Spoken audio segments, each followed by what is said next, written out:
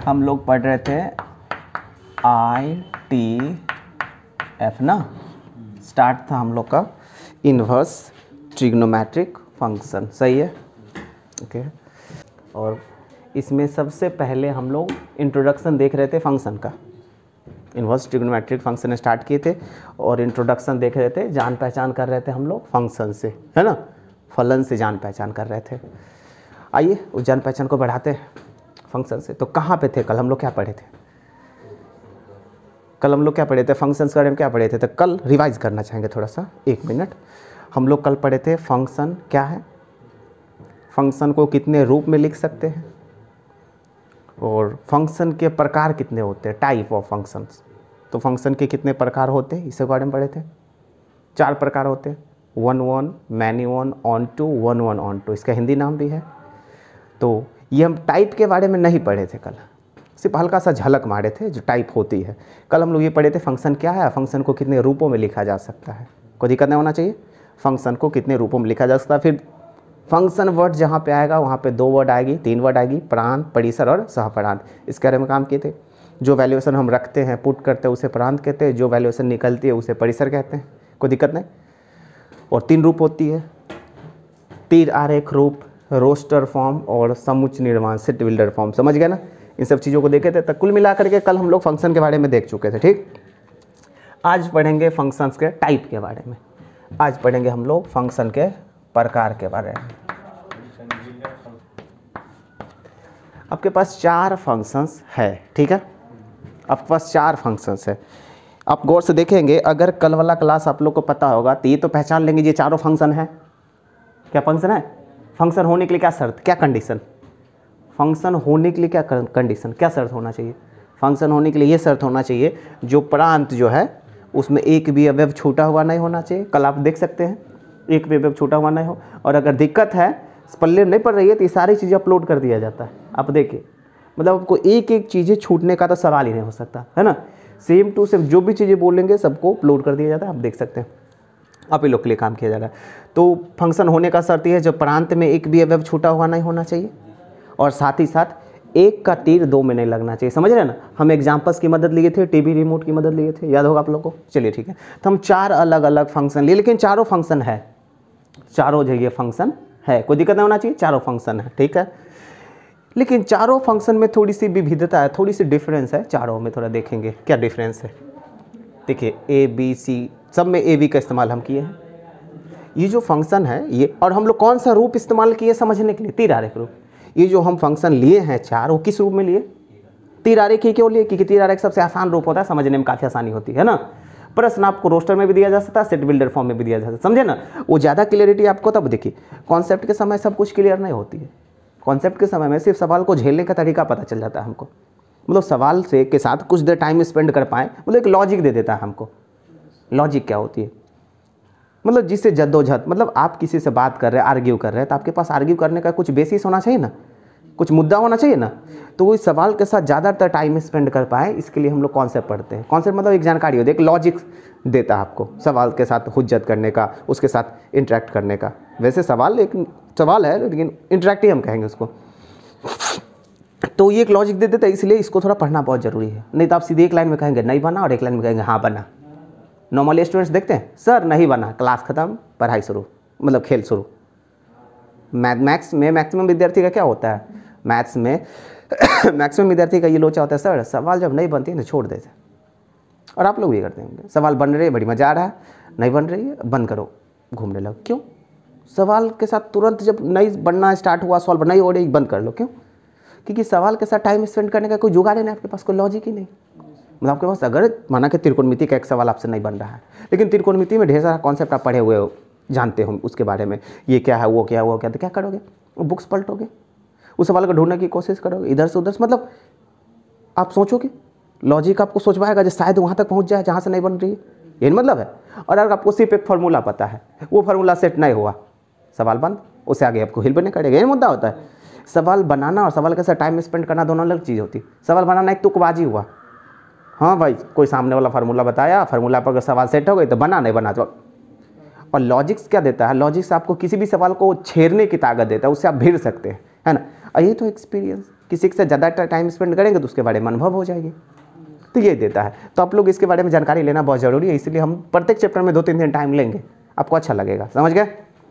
तो सबसे पहले हम जो ये फंक्शन लिए थे वो कौन सा फंक्शन टाइप था, ये सब फंक्शन का टाइप है, ये तीर आरेख रूप में हम लिए, चारों फंक्शंस हैं। लेकिन ये जो फंक्शंस है यहाँ जो आपको दिख रहा है, इसको हम लोग कहते हैं 1-1 फंक्शन, इसको कहते हैं 1-1 फंक्शन, इसको हिंदी में कहते हैं एकाकी फलन, समझ गए ना, एकाकी। इसको कहते हैं मैनी वन फंक्शन, नाम बड़ी सुंदर है, हिंदी को थोड़ा ध्यान मत दीजिएगा, समझे ना। इसको हम लोग कहते हैं बहुएकी फलन, इसको कहते हैं ऑन टू फंक्शन, इसको हम लोग कहते हैं आच्छादक, और आपको अंग्रेजी ज़्यादा बढ़िया लगेगा, और इसको कहते हैं हम लोग 1-1 ऑन टू,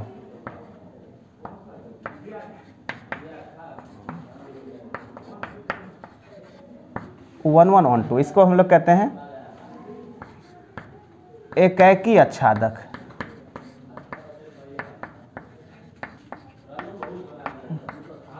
एकाकी आच्छादक फलन, थोड़ा मैनेज कर लेंगे। अब ये थोड़ा बड़ी ध्यान से देखेंगे, ये चारों फलन का प्रकार है, 1-1 अंग्रेजी में इस्तेमाल करेंगे, many one, onto, 1-1 onto, ये 4 प्रकार का फलन होता है, आपको एग्जाम से मिलेंगे, सवाल बहुत भर भर के मिलेगा, है ना। हम लोग अभी पढ़ रहे हैं इन्वर्स ट्रिग्नोमेट्री फंक्शंस, लेकिन फंक्शंस के बारे में थोड़ा सा जान रहा है, क्योंकि इन्वर्स पढ़ने के लिए ज़रूरी है। देखो नाम देखो, 1-1 फंक्शन, नाम इस देखिए 1-1 मतलब 1-1 मतलब एक का तीर एक में लगेगी, नाम देख रहे हो, 1-1 फंक्शन मतलब एक का तीर एक में ही लगेगा, तो इसको हम लोग कहते हैं 1-1 मतलब एक का तीर एक ही में लगे, एक अवयव के साथ एक ही अवयव कनेक्टेड है, तो हम इसको कहेंगे 1-1 फंक्शन, समझ गए। मैनी वन, मैनी मतलब बहुत होता है, मैनी मतलब बहुत बहुत, 2, 3, 4, 5, 2 से अधिक, है ना। तो मैनी वन मतलब बहुत से एक कनेक्टेड है, मैनी वन मतलब 2-4 से एक कनेक्टेड है, समझ गया ना। तो उसको मैनी वन देख रहे हो यहाँ पे, 2 गो से को नहीं कनेक्टेड है, 3 गो से भी एक हो सकता है, 4 से भी एक हो सकता है, कोई दिक्कत नहीं। फलन के बारे में हम लोग पढ़ चुके हैं, जिसको लोचा है पीछे वाला एक बार देखिए। तो इसको मैनी वन कहते हैं, मैनी मतलब 2-3 से एक करे, इसको कहते हैं मैनी वन। इसको कहते हैं ऑन टू, ऑन टू को थोड़ा समझिए, ध्यान से देखिएगा, ये क्या है, प्रांत है, और ये क्या है, सहप्रांत है। तो हम लोग चर्चा किए थे, इसको देखिए, इसमें सहप्रांत में अवयव छूटा हुआ है ना, और हम लोग ये सोचे थे फलन का नियम पालन होने के लिए प्रांत में छूटना नहीं चाहिए, सहप्रांत में छूटे तो भी कोई फर्क नहीं पड़ता है, समझे ना। लेकिन यहाँ पे देखिएगा सहप्रांत में भी कुछ नहीं छूटा हुआ है, जितना भी सहप्रांत में अवयव था सब का सब रिलेटेड है, कनेक्टेड है। तो अगर सहप्रांत में एक भी अवयव छूटा हुआ ना हो, सब अवयव कनेक्टेड हो, तब वैसे फलन को हम लोग कहते हैं ऑन टू फलन, समझ गए ना। मतलब तीर कैसा भी हो, है ना, लेकिन अगर सहप्रांत और परिसर बराबर है, देखिए ये इधर टोटल वाले को क्या कहते हैं, सहप्रांत, और जिसमें तीर लगा हुआ उसको कहते हैं परिसर, और टोटली में तीर लगा हुआ है मतलब हम कहेंगे जितना सहप्रांत उतना ही परिसर। तो अगर सहप्रांत और परिसर बराबर हो तो ऐसे फंक्शन को हम लोग कहते हैं ऑन टू फंक्शंस, को दिक्कत नहीं होना चाहिए। तो ऑन टू फंक्शंस होने के लिए यहाँ पे कंडीशन है, जो सहप्रांत और परिसर को क्या होना चाहिए, बराबर होना चाहिए। सहप्रांत को हम लोग क्या कहते हैं, कोडोमेन, चर्चा हो चुकी थी। अब परिसर को हम लोग कहते हैं रेंज। तो ये चीज़ें इंपॉर्टेंट आपको ध्यान रखना है, मतलब ऑन टू फंक्शन होने के लिए क्या होना चाहिए, सहप्रांत को और परिसर को, कोडोमेन को और रेंज को बराबर होना चाहिए, कोई दिक्कत नहीं होना चाहिए, ये ध्यान है।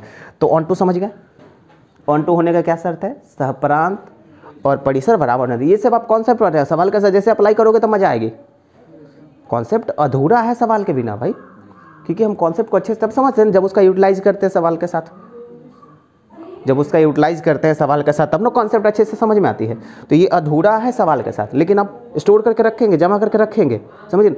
सर्टेन टाइम होता है, थोड़ी सी पैसेंस बना कर रखना चाहिए, जहाँ भाई इसको पढ़ लिए लेकिन दिमाग में घुमाएंगे जिसका यूज कब करें, मतलब व्याकुल होना है थोड़ा सा, जो कि कल ही आ जाएगी टाइम। तो ऑन टू के बारे में समझ गए, टोटल अवयव रिलेटेड होना चाहिए। और 1-1 ऑन टू मतलब सिंपल है, 1-1 और ऑन टू का मिश्रण, मतलब दोनों होना चाहिए। 1-1 का मतलब होता है तीर सिंगल सिंगल हो, और ऑन टू का मतलब होता है अवयव छूटा हुआ नहीं होना चाहिए सहप्रांत में, क्लियर है। तीर सिंगल सिंगल होना चाहिए। और ऑन टू का मतलब होता है सहप्रांत में अवयव नहीं छूटनी चाहिए। क्लियर, समझ गया ना। तीसरी को हम लोग कहते हैं 1 1 ऑन टू। को देख रहे हो ना, तीर भी सिंगल सिंगल है और अवयव भी एक भी नहीं छूटा हुआ, तो इसको हम लोग कहते हैं 1 1 ऑन टू। तो फलन के 4 प्रकार होते हैं, 1 1 function, many one, onto, on one, onto. समझ गया ना। सवाल के साथ बाद में अप्लाई करेंगे, पहले इसको थोड़ा समझिए। कोई दिक्कत होना चाहिए। तीसरा फलन के प्रकार हो, लेकिन चारों फलन फंक्शन है, लेकिन सबका अलग अलग प्रकार है। किस रूप में हम लोग लिखे हैं, किस रूप में लिखे हम लोग लिखे हैं, ये तीर आरेख रूप में। आप इसको थोड़ा रोस्टर रूप में लिख सकते हो। समुच्चय निर्माण के बारे में चर्चा करेंगे बड़ी बारीकी, समझे ना, बड़ी आराम से उसका चर्चा किया जाना चाहिए। क्योंकि समूह नाम है समुच्चय निर्माण रूप, मतलब ऐसा रूप लिखना है जिससे चीज़ों का निर्माण हो पाए। समझ गए। तो उसके लिए अलग अलग एग्जाम्पल्स देंगे। तो जैसे ये तीर आरेख रूप हुआ, तीर आरेख फॉर्म हुआ, इसको हम अगर रोस्टर करते हैं तो F बराबर मछली ब्रैकेट, और देखिए 1 का 4 में कनेक्टेड है ना, 1,4, 2,5, 3,6, 4,7, ये हो गई फलन, है ना। और अगर 4,7 हो गई ना, बस ये 8 को छोड़ना ही है, क्योंकि 8 तो कनेक्टेड है ही नहीं, फलन में वही लिखा जाएगा। अब अगर आपको प्रश्न में ये रूप दे दे, मतलब रोस्टर फॉर्म दे दे, इस फॉर्म को क्या कहते हैं, इस सब को हम लोग कहते हैं रोस्टर रूप। मतलब आपको प्रश्न में अगर रोस्टर फॉर्म दे दे, तब कहेगा प्रांत और परिसर बताओ। तो जो फर्स्ट कंपोनेंट होता है ना, पहला घटक, उसको कहेंगे आप प्रांत। जैसे 1 2 3 और 4 प्रांत कहेंगे, कोई दिक्कत। और ये जो 4 5 6 और 7 है, उसे परिसर कहेंगे। समझ रहे हैं ना कंपोनेंट। तो पहला घटक को कहेंगे प्रांत और दूसरा घटक को कहेंगे परिसर। दिक्कत नहीं हो ना अगर आपको रोस्टर रूप में दे दे तब। और तीर आरेख में तो सब कुछ दिखता ही है, लेकिन आपको नॉर्मली रोस्टर रूप में ही दिया जाएगा, कोई दिक्कत नहीं होना चाहिए। प्रांत परिसर के बारे में चर्चा हो चुकी है। चलिए, इसको भी आप रोस्टर रूप में लिख सकते हैं। अरे इसको रोस्टर रूप में लिख सकते हैं। लिखा है, कैसे लिखेंगे, 1 5 2 6, 3 के बाद भी 3 भी 6 से कनेक्टेड है, 4 कनेक्टेड है 7 से, ये होगा ये रोस्टर रूप में, कोई दिक्कत। और जब इसको आप लिखेंगे प्रांत परिसर, तो 1 2 3 4 प्रांत और 5 6 और 7। देखिए 6 2 बार लिखोगे, 5 6 6, लेकिन जब आप लिखोगे तो एक चीज़ को रिपीट नहीं करेंगे। जैसे 6 आया है 3 बार, लेकिन लिखना एक ही बार। क्लियर है। 11th में हम लोग पढ़े थे, जब हम किसी भी चीज़ों को रोस्टर रूप में लिखते हैं तो अंक रिपीट नहीं करना चाहिए। अंक को रिपीट नहीं करेंगे, क्योंकि एक चीज़ को 3 जगह पे नहीं होना चाहिए। समझ गए। तो ये है हम लोग का फलन बारे में। क्या इसको भी आप लोग लिख लेंगे उसी प्रकार से, इसको भी लिख लेंगे, कोई दिक्कत नहीं होना चाहिए। तो कोई लोचा नहीं। अभी हम लोग देखे थे फलन के प्रकार के बारे में, ये चारों एग्जाम्पल से। ये चीज़ आपको पता होना चाहिए। कल फलन पढ़े थे और उसमें ये फलन का प्रकार जोड़ लोगे तो फलन की एक छोटी सी कॉन्सेप्ट पूरा हो जाएगा। बहुत सारी चीज़ें सीखना, लेकिन ये थोड़ी सी स्टार्टिंग के लिए ठीक है, समझे। तो हमें लगना आपको ये लिखना चाहिए, समझ गए। तो थोड़ा नोट करें और उसके बाद हम लोग नई चीज़ें पढ़ते हैं जल्दी से।